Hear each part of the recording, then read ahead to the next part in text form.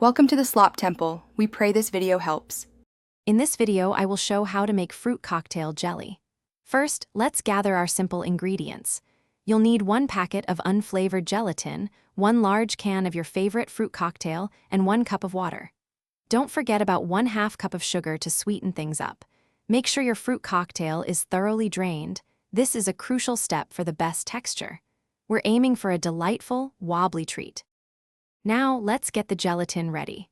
Pour 1 cup of water into a saucepan and evenly sprinkle the gelatin powder over the surface. Allow it to sit for about 5 minutes. This process, called blooming, helps it soften and dissolve smoothly. Then, gently heat the mixture over low heat, stirring continuously until all the gelatin crystals have completely dissolved. Avoid boiling to maintain the gelatin's setting power. Next, we'll sweeten our jelly.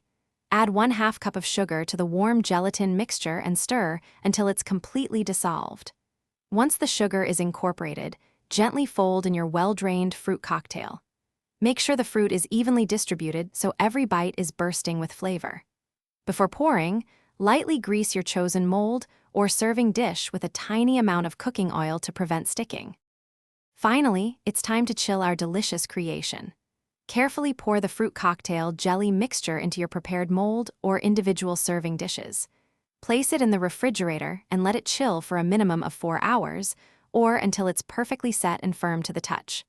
Once firm, you can easily unmold it onto a plate or simply serve it directly from the dish.